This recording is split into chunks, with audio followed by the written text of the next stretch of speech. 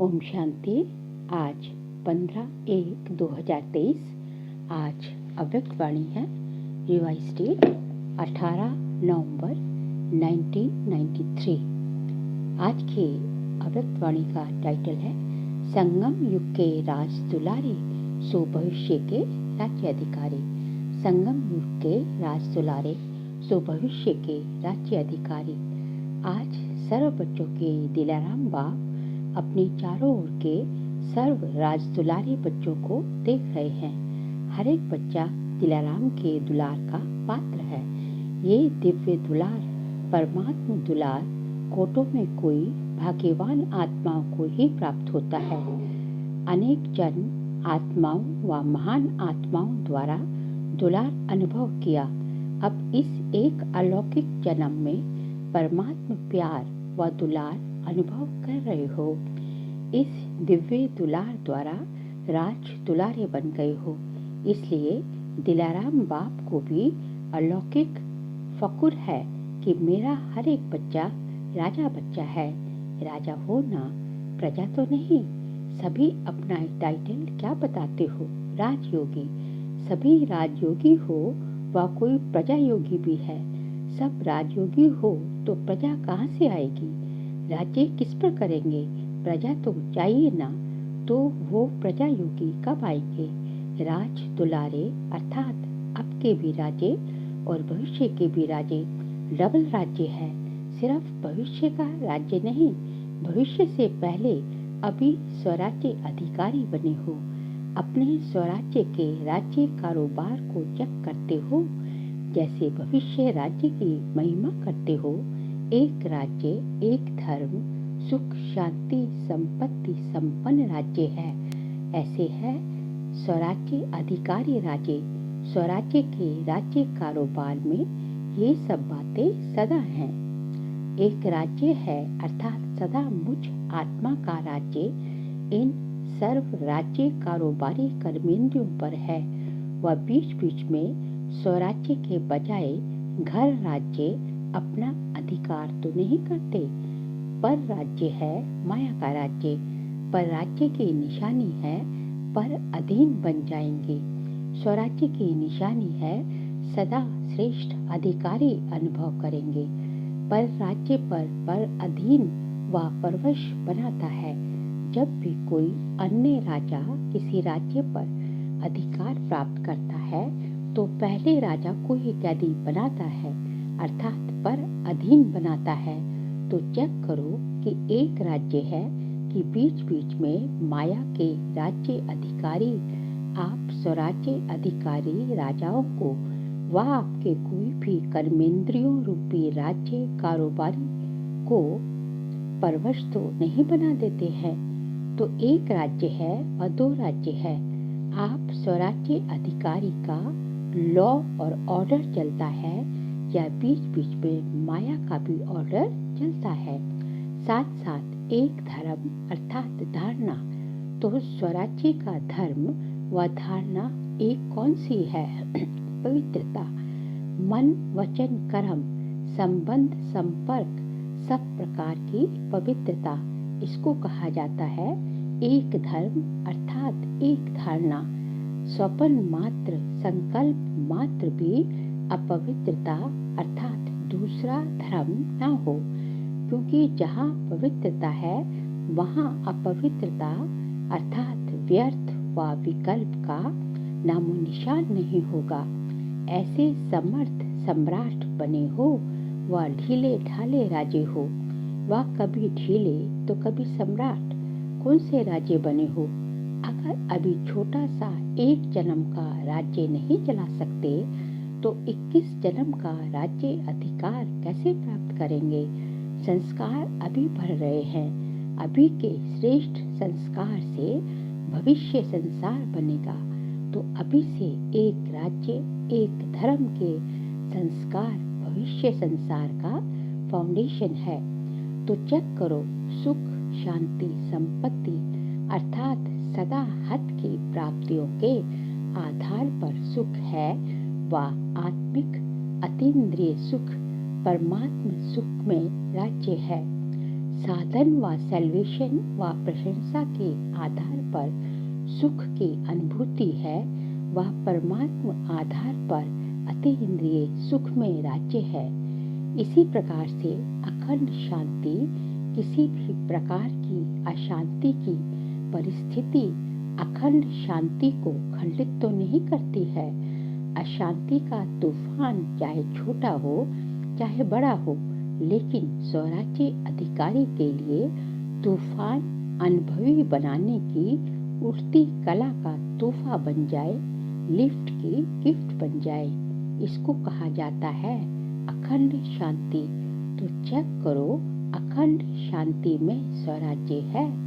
ऐसी ही संपत्ति अर्थात स्वराज्य की संपत्ति ज्ञान, गुण और शक्तियां हैं। इन सर्व संपत्तियों से संपन्न स्वराज्य अधिकारी हैं। संपन्नता की निशानी है संपन्नता अर्थात सदा संतुष्टता, अप्राप्ति का नामो निशान नहीं।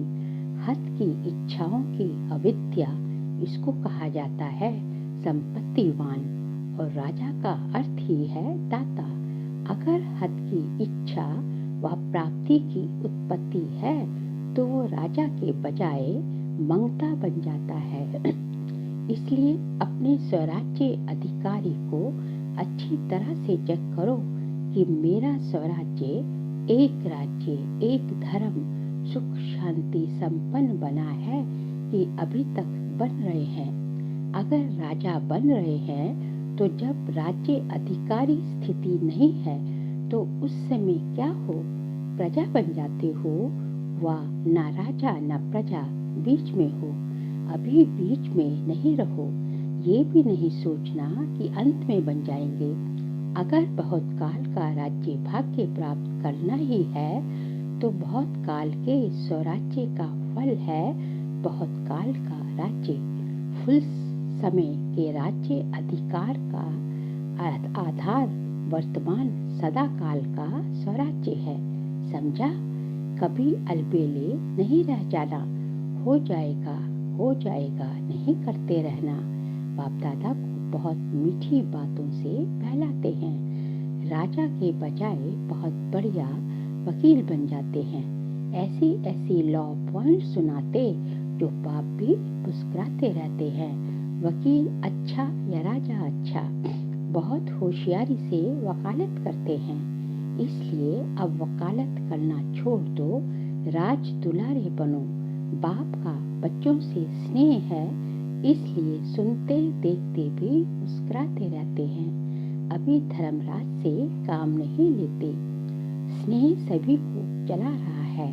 स्नेह के कारण ही पहुंच गए हो ना।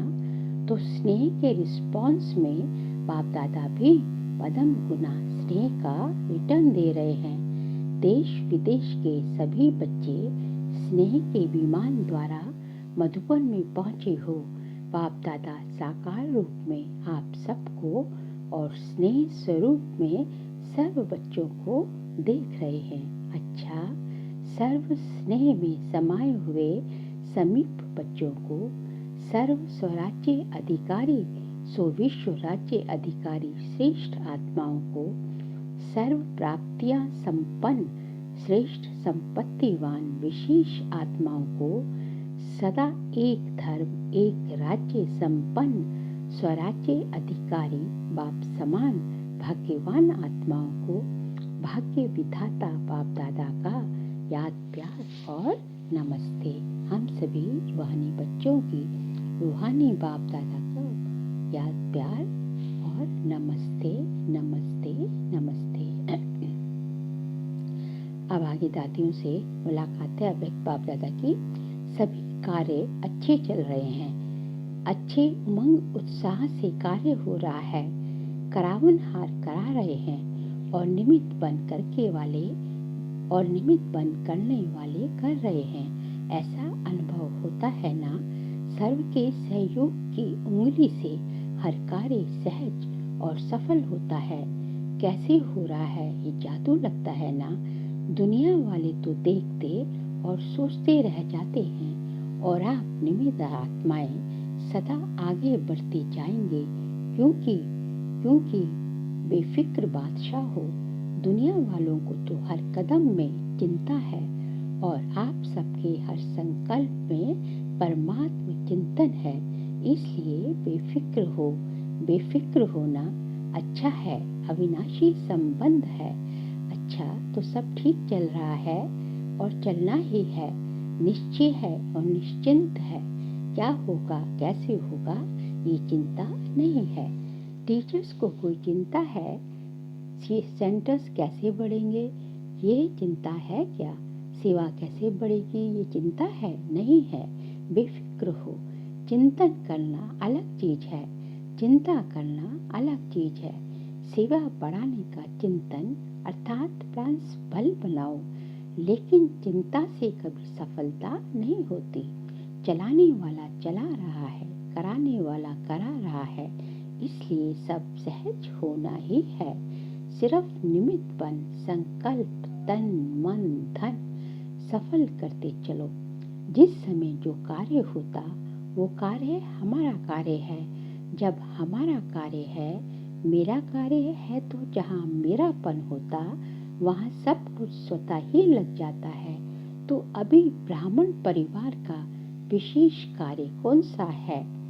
टीचर्स बताओ, ब्राह्मण परिवार का अभी विशेष कार्य कौन सा है? किसमें सफल करेंगे?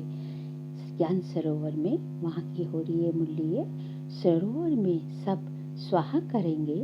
परिवार में जो विशेष कार्य होता है तो सबका अटेंशन कहाँ होता है? उसी विशेष कार्य की तरफ अटेंशन होता है। ब्राह्मण परिवार में बड़े से बड़ा कार्य वर्तमान समय यही है ना। हर समय का अपना अपना है। वर्तमान समय देश विदेश सर्व ब्राह्मण परिवार का सहयोग इस विशेष कार्य में है ना, कि अपने अपने सेंटर में है। जितना बड़ा कार्य उतना बड़ा दिल, और जितना बड़ा दिल होता है उतना स्वतः ही संपन्नता होती है। अगर छोटा दिल होता तो जो आना होता है वह भी रुक जाता है, जो होना होता है वह भी रुक जाता है, और बड़े दिल से असंभव भी संभव हो जाता है। मधुबन का ज्ञान सरोवर है, वह आपका है, किसका है? मधुबन का है ना, गुजरात का तो नहीं है, मधुबन का है, महाराष्ट्र का है, विदेश का है, सभी का है। बेहद की सेवा का बेहद का स्थान अनेक आत्माओं को बेहद का वर्षा दिलाने वाला है। ठीक है ना? अब आगे जो है, अच्छा अव्यक्त बाप दादा की पर्सनल मुलाकात है। फर्स्ट पॉइंट, 100 परिवर्तन का वाइब्रेशन ही विश्व परिवर्तन कराएगा। सभी अपने को खुश नसीब आत्माएं अनुभव करते हो। खुशी का भाग्य जो स्वप्न में भी नहीं था वो प्राप्त कर लिया। तो सभी के दिल सदा यही गीत गाती है कि सबसे खुश नसीब हो तो मैं हूँ। ये है मन का गीत। मुख का गीत गाने के लिए मेहनत करनी पड़ती है, लेकिन मन का गीत तो सब गा ही सकते हैं। सबसे बड़े से बड़ा खजाना है खुशी का खजाना, क्योंकि खुशी तब होती है जब प्राप्ति होती है। अगर अप्राप्ति होगी तो कितना भी कोई किसी को खुश रहने के लिए कहे, कितना भी आर्टिफिशियल खुश रहने की कोशिश करे, लेकिन रह नहीं सकते। तो आप सदा खुश रहते हो या कभी कभी रहते हो? जब चैलेंज करते हो कि हम भगवान के बच्चे हैं, तो जहाँ भगवान है वहाँ कोई अप्राप्ति हो ही नहीं सकती। तो खुशी भी सदा है, क्योंकि सदा सर्व प्राप्ति स्वरूप है। ब्रह्मा बाप का क्या गीत था? पाना था सो पा लिया। तो ये सिर्फ ब्रह्मा बाप का गीत है या आप सबका? कभी कभी थोड़ी दुख की उठ गया लहर आ जाती है, कब तक आएगी? अभी थोड़ा समय भी दुख की लहर नहीं आई। जब विश्व परिवर्तन करने के निमित्त हो तो अपना ये परिवर्तन नहीं कर सकते हो। अभी भी टाइम चाहिए। फुल स्टॉप लगाओ। ऐसा श्रेष्ठ समय, श्रेष्ठ प्राप्तियां, श्रेष्ठ संबंध सारे कल्प में नहीं मिलेगा। तो पहले स्व परिवर्तन करो। यह स्व परिवर्तन का वाइब्रेशन ही विश्व परिवर्तन कराएगा। डबल विदेशी आत्माओं की विशेषता है फास्ट लाइफ। तो परिवर्तन में फास्ट है। फॉरेन में कोई ढीला ढीला चलता है तो अच्छा नहीं लगता है ना। तो इसी विशेषता का परिवर्तन में लाओ। अच्छा है, आगे बढ़ रहे हैं और बढ़ते ही रहेंगे। पहचानने की दृष्टि अच्छी तेज है। जो बाप को पहचाना, अभी पुरुषार्थ में भी तीव्र, सेवा में भी तीव्र और मंजिल पर संपूर्णपन पहुंचने में भी तीव्र। फर्स्ट नंबर आना है ना। जैसे ब्रह्मा बाप फर्स्ट हुआ ना, तो ब्रह्मा बाप के साथी बन फर्स्ट के साथ फर्स्ट में आएंगे। ब्रह्मा बाप से प्यारे हैं ना, ब्रह्मा बाप से प्यार है ना। अच्छा, माताएं कमाल करेंगी ना। जो दुनिया असंभव समझती है वो आपने सहज करके दिखा दिया। ऐसा कमाल कर रही हो ना। दुनिया वाले समझते हैं कि माताएं निर्बल हैं, कुछ नहीं कर सकती।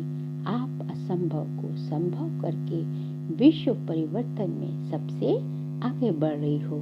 पांडव क्या कर रहे हो? असंभव को संभव तो कर रहे हो ना। पवित्रता का झंडा लहराया है ना। हाथ में अच्छी तरह से झंडा पकड़ा है या कभी नीचे हो जाता है। सदा पवित्रता के चैलेंज का झंडा लहराते रहो। सेकंड पॉइंट है, रोज अमृत वेले कंबाइंड स्वरूप की स्मृति का तिलक लगाओ। रोज अमृत वेले कंबाइंड स्वरूप की स्मृति का तिलक लगाओ। सदा अपने को सहज योगी अनुभव करते हो। कितनी भी परिस्थितियां मुश्किल अनुभव कराने वाली हो, लेकिन मुश्किल को भी सहज करने वाले सहज योगी हैं। ऐसे हो या मुश्किल के समय मुश्किल का अनुभव होता है, सदा सहज है। मुश्किल होने का कारण है बाप का साथ छोड़ देते हो। जब अकेले बन जाते हो तो कमजोर पड़ जाते हो, और कमजोर को तो सहज बात भी मुश्किल लगती है। इसलिए बाप दादा ने पहले भी सुनाया कि सदा कंबाइन रूप में रहो। कंबाइन को कोई अलग नहीं कर सकता। जैसे इस समय आत्मा और शरीर कंबाइन है, ऐसे बाप और आप कंबाइन रहो। माताएं क्या समझती हो? कंबाइन हो या कभी अलग कभी कंबाइन, ऐसा साथ फिर कभी मिलना है। फिर क्यों साथ छोड़ देती हो? काम ही क्या दिया है? सिर्फ ये याद रखो कि मेरा बाबा। इससे सहज काम क्या होगा? मुश्किल है। 63 जन्मों का संस्कार है। अभी तो नया जन्म हो गया ना। नया जन्म, नए संस्कार।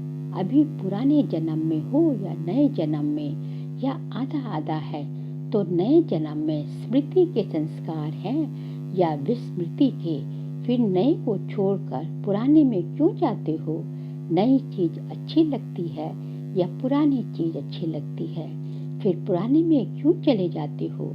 रोज अमृत वेले स्वयं को ब्राह्मण जीवन के स्मृति का तिलक लगाओ। जैसे भक्त लोग तिलक जरूर लगाते हैं, तो आप स्मृति का तिलक लगाओ। वैसे भी देखो, माताएं जो तिलक लगाती हैं वो साथ का तिलक लगाती हैं। तो सदा स्मृति रखो कि हम कंबाइंड हैं। तो इस साथ का तिलक सदा लगाओ। अगर युगल होगा तो तिलक लगाएंगे, अगर युगल नहीं होगा तो तिलक नहीं लगाएंगे। अगर युगल नहीं होगा तो तिलक नहीं लगाएंगे। ये साथ का तिलक है। तो रोज स्मृति का तिलक लगाती हो या भूल जाता है?